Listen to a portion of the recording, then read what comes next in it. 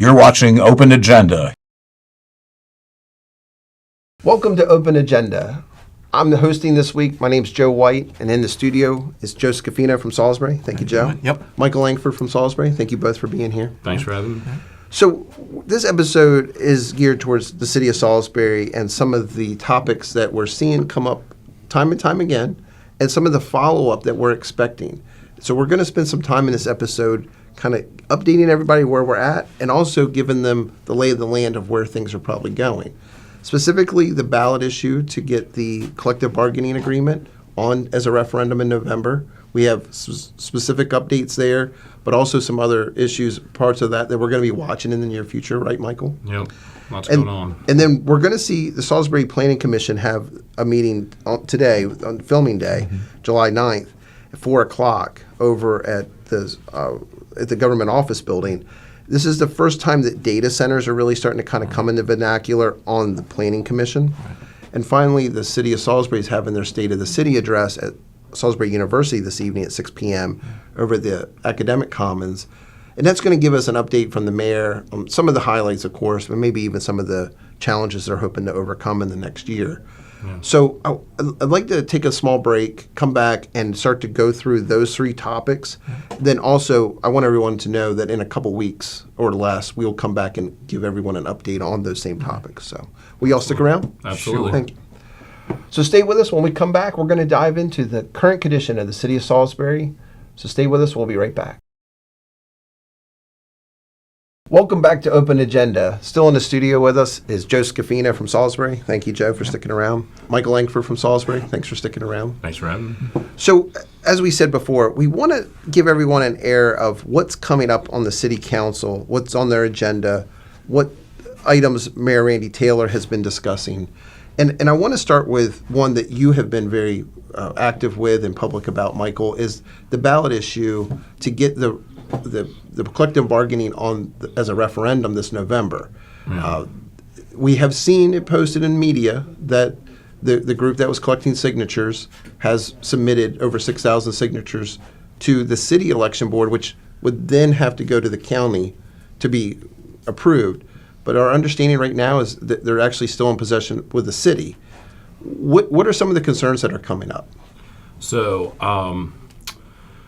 essentially, there's a concern about the process of how they collected and obtained these signatures. So when you run a signature campaign, it's like running a candidate. You know, running for office, you have to have a treasurer, you have to do filings, you have to have a bank account, open for that campaign. Well, likewise, a ballot issue campaign is the same as running a candidate. Okay. You need to have a treasurer. You have to have, but instead of a candidate that you're running, you need what's called a ballot issue committee. And it's very clear in state election law, which is very strict about these things.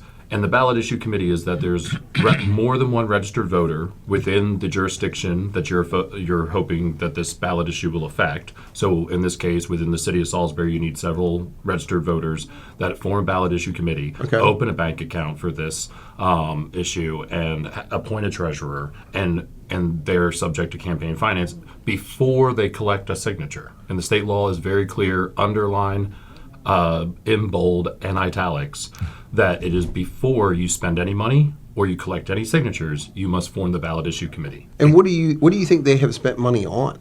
So, you can go on their social media accounts and see there are, paid for by Shore Progress PAC, and it's about the signature petition drive and telling people they can go to the Cannon Building downtown and et cetera, as well as, they were very vocal about both within their camp and, out-of-towners when the petition, the people collecting the signatures, right? They were very vocal about their getting paid. Okay. So the union brought in people. There are people even coming from as far as Michigan, I heard, that just needed this gig job for the summer. So they're coming for a little over a month to work on this. But if they spent money to get this, it's one thing. Now, if you, the only exception to this would be if they had just collected the signatures.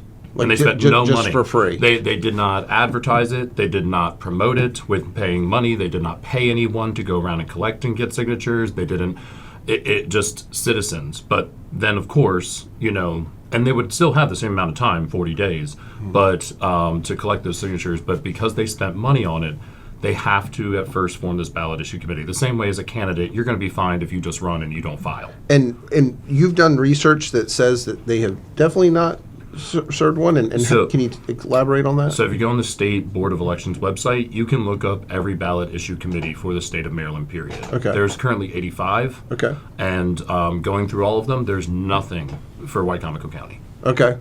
So it's just very clear that they did not do it. Nothing for And- Wycomico and it County, would- nothing for the city of Salisbury. Yeah, and these are things that, you're running for office, so they've been updating these, they're updating these financial reports. They're updated in real time. Which Yes. is interesting. Yeah. Yes. Yeah. So it's very up to date information. So it's like the fact that the 40-day period has a lot of allotment, the allotted 40-day period to collect the signatures has passed, and yet there's just no sign of this ballot issue committee. That would seem not to jive with what I've seen so far. Yeah. Joe Scavino, you've been at the Salisbury City Council meetings when the City Council voted to dissolve the CBA. You have, I'm sure, been in Salisbury. Have you been approached by anybody who's asked for signatures? Yeah, and I actually signed the petition. I have no problem letting the voters decide how they want their tax dollars spent. But as Mike has alluded to, the process appears to not have been followed properly, which would invalidate the entire effort. Okay. And the one gentleman I ran into, and actually was working at early voting when I was out there, was from out of state. So I would say that he was probably not a volunteer. I don't know for sure. It would be safe to say he didn't come all the way here to volunteer his time. Exactly. Did you run into any that you were very sure in one way or another were actually employees of a ballot initiative? Actually, Brendan from the fire department is a neighbor, so he came around to my neighborhood. Okay. So my neighborhood was pretty much covered by him and another fella. Okay. So I think the paid people were out in the outskirts. I mean, Salisbury is not a contiguous city. It's a spider web. Yeah, exactly. Yeah. So I think the paid people were out in those Pockets. pockets. It's the good. So Michael, you had mentioned before that the city has possession of the signatures, Yes, they've turned them in. and there's a process that they have to pay the county election board to verify the signatures. So there's an expense for the city of Salisbury, and that's been discussed. That's widely known. So Michael, if there's a possibility that this process has not been followed and these signatures are never going to be validated, is there a potential that the city of Salisbury actually never turns them over to the county for validation at the city's expense? Yeah, I think that makes sense for the city not to incur an expense if it's needless. As this is still under investigation, both by the state and local officials, I think we just have to wait and see Okay. what happens next. Now, Joe, you had mentioned that you were actually in favor of getting this on a referendum. If it is actually found that they did not follow the process, would that change how you feel about what this process, where we're at with this process? Does it, if they're not following the rules, does it No, if invalidate they it? don't follow the rules, it's moot point. It's Okay. done, and it will not go to referendum, and there'll be no union for the foreseeable future. So, go ahead, I'm sorry. And what I find confusing or troubling is the union was involved in this effort. They had to know that they were required to file this. This isn't their first rodeo. So I'm really baffled as to why it appears that this committee was not formed. So I think I can answer that. Is the misapprehension that I think these people have legally is that, first off, I tell people this all the time, don't trust Shore Progress. They don't know. It's not that I disagree with them. It's just that in a position of ignorance, you should not trust the person who's ignorant of the process. And I think that what happened is they looked at the charter, whether it be the people in the fire department who aren't lawyers, or the people in the Shore Progress who don't have access to a lawyer, and that all of those people themselves are fairly ignorant of the law and how it works. I think they looked at the city charter, which doesn't have that aspect about the ballot issue committee. I've been saying to people, the law is additive, like taxes. If you go into a town and it has a town tax, you also pay the county and the state and the feds. You don't pick and choose which taxes you pay, and you don't pick and choose which laws you follow when it comes to election laws. So they have to follow state law. They have to even follow if it's- state law, even if there are like particulars in your local jurisdictional context. And in this case, it seems to be the crux of the matter really hinges upon since they spent money to collect these signatures, this is why they have to do it. And that's not in our city charter, but it doesn't have to be a valid law about that's relevant. Look, as someone who's an observer and someone who's always rooting for the city of Salisbury to do better for itself and consequently the county, I want the residents of the city of Salisbury to make their own choices. But I do want that if there are parameters and guidelines, they must be followed. Speaking of which, good. Yeah, I was going to say, yeah. I mean, I think that's what's common to all of us, even if we have different personal beliefs Right. about politics. We all believe in rule of law. Yeah. Otherwise, why are you having a conversation? You just want to do whatever you want to do, and that is really why the ballot issue committee exists. It's so that registered voters within the jurisdiction that we're talking about affecting that the legislation, the referendum, what it would affect, is our local context. So people from that local context have to form the ballot issue committee, so that it's not just some out-of-town person who comes or some person who has an exorbitant amount of wealth who comes and be like, this is my preference, I'm putting it on the ballot, and I'm going to pay all these people to get the signature so I can push through my personal agenda. That's a very valid point. That is why the system exists. Yeah, the protection is to keep outside influences from dictating our own Local. will. Yeah. Yeah, how we live and here. an expense at the city to get, even whether or not this referendum is legitimate or not, there's still an expense. So if every time someone from the outside wanted to come in and just ring up a bill, Yeah. that would not be in the best interest of democracy either. So. No. Well, speaking of things that we're also looking forward to, we know, and I want to discuss in the next segment, that there's a State of the City address for the Mayor Taylor on July 9th, which is this evening, 6 o'clock. And also the Salisbury Planning Commission has a meeting at 4 o'clock, talk about data centers. I'd like to take a break. When we come back, I want to get your perspective, because we're going to cover this more next week and the week after as more information comes out. But what questions should people be asking as they go into these other events? Okay. So stay with us. When we come back, we're going to talk about the Salisbury City Planning Commission and the State of the City address on July 9th.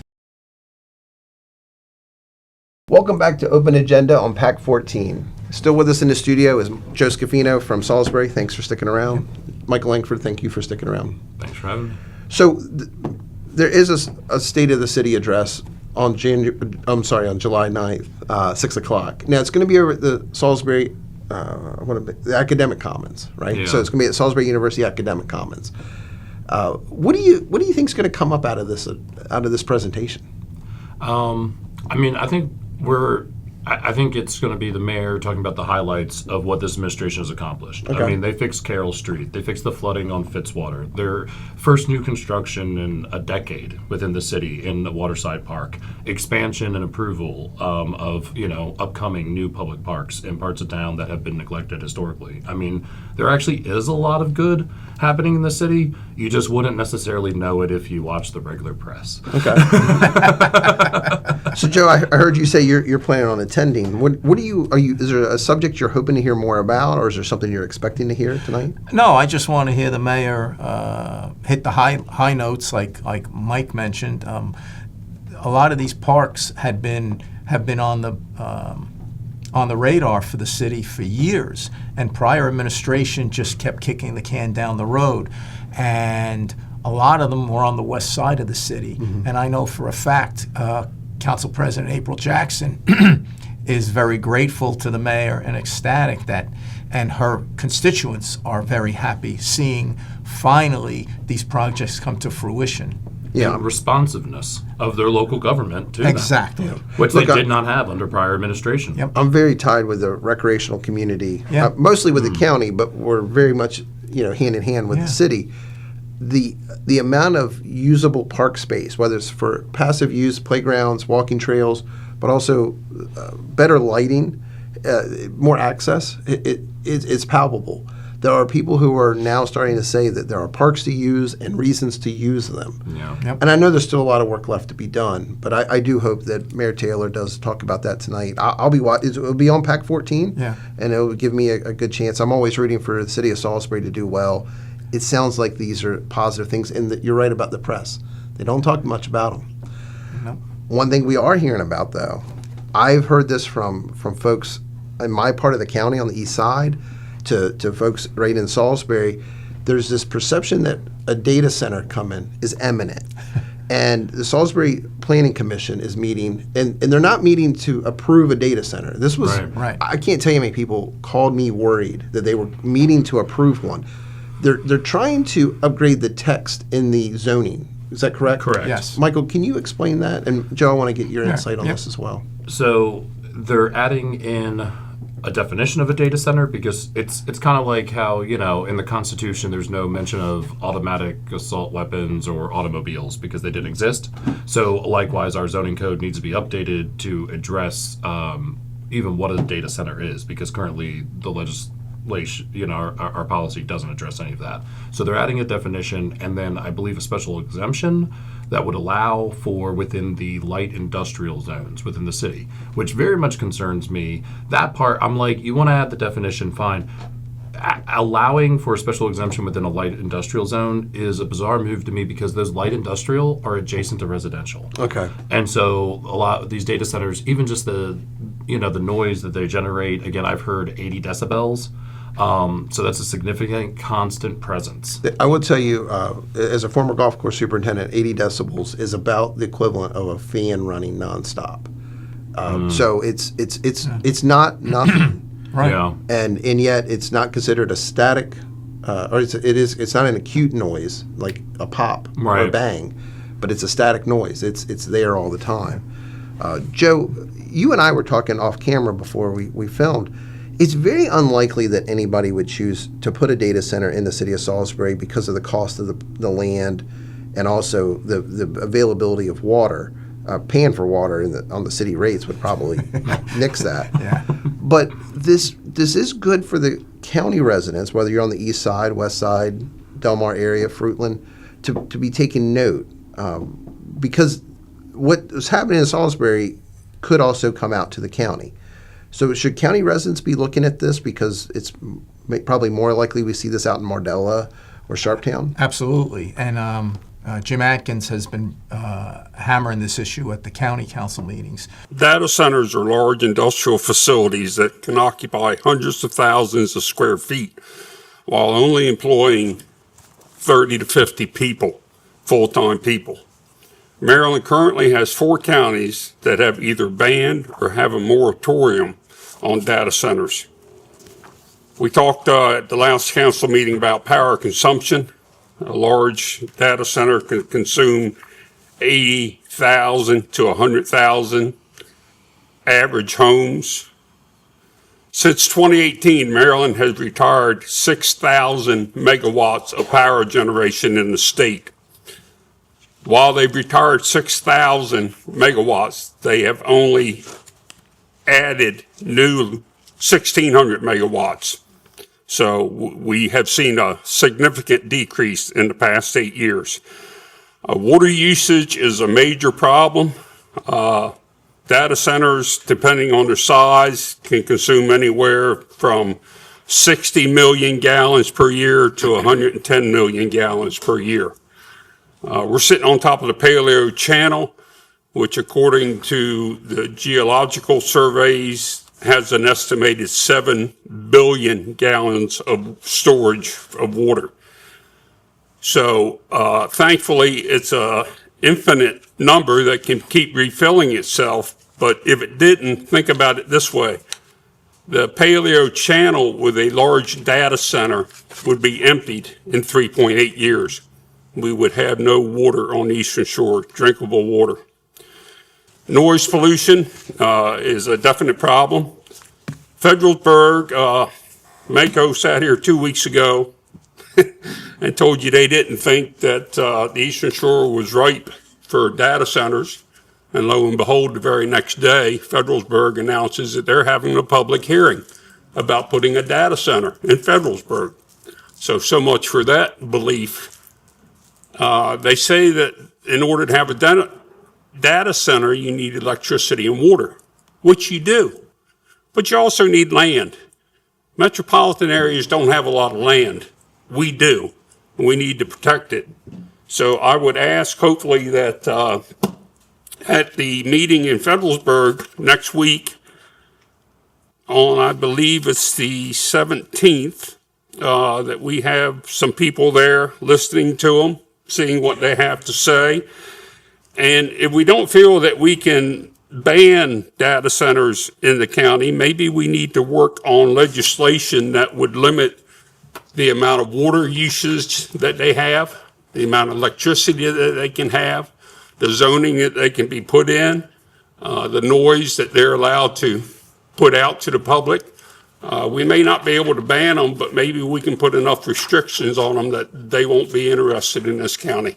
Thank you. Because he's in an area with a lot of open space. Like you said, the east and west extremes of the county have a lot of open space, and those people should be concerned. We don't, again, it's almost beating a dead horse, but like Jim said, we don't have the grid capacity to maintain these. The water consumption is in the millions of gallons, which would drain our paleo channel. So yeah, I would think our citizens should absolutely be concerned throughout the county. There's one resource out on the west side that's probably a little bit more prevalent than the rest of the county is they have access to two different rivers, the Nanticoke and the Wicomico. Over on the east side, we had the Pocomoke. It's on the very easternmost part of the county, and the Pocomoke is not a wide, but yet it's a very deep river. The Nanticoke and the Wicomico are wider rivers. I think I'd be more concerned over on the west side, but I think all of us, whether you live in the city or live in the county or even live in a neighboring county, should probably be watching the Salisbury Planning Commission, because some of the mechanisms they started putting into place. We were talking about Federalsburg before. Right. These things have a tendency to set precedent, right? Yes, that's.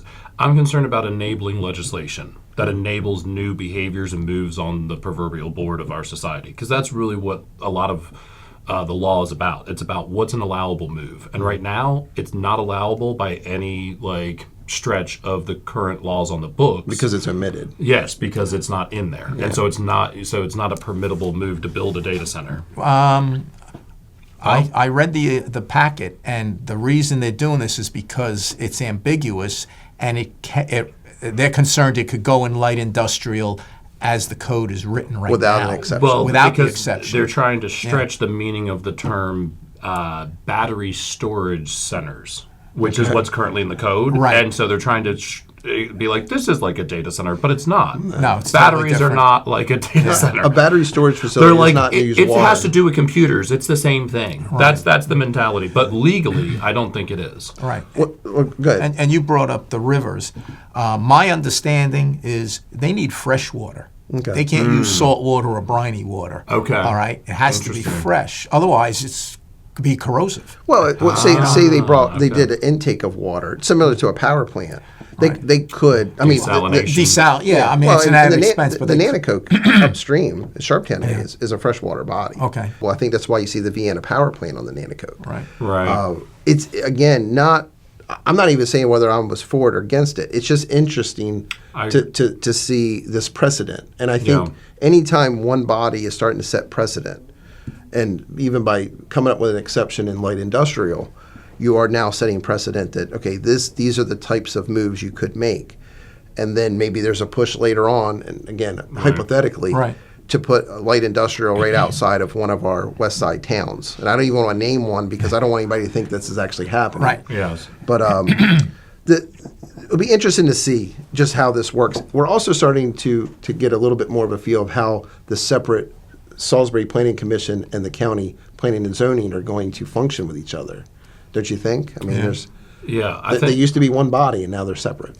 Yeah, I think you're right. I've been encouraging people to write letters in to the Salisbury Planning Commission about this issue for this past week. Just as it was only announced, the packet for it only came out last Thursday. Okay. So I mean, one of the problems with the local issues, right, is communication, dissemination, meeting minutes, agendas getting out in a timely manner. It's like we're local, we're small, we're a rural area, so it's like you kind of have to really pay attention in order to have, you've had a week to respond to this. Yeah, not very long. Not very long at all. And I think a lot of people have a problem with that, but it's like, this isn't it's not your daughter's wedding. Yeah. You know what I mean? It's just Times have changed. Yeah, they just this is they just you just really have to stay cued in. Pay attention to things like open agenda.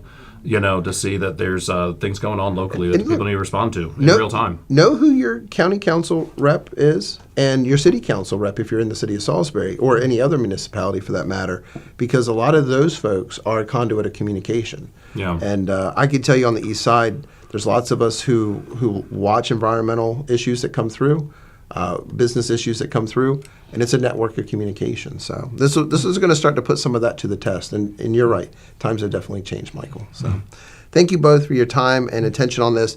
We will follow up with this as the state of the city meeting happens and the planning commission happens. Tonight. So we'll keep everybody abreast of what we're hearing. Yep. So.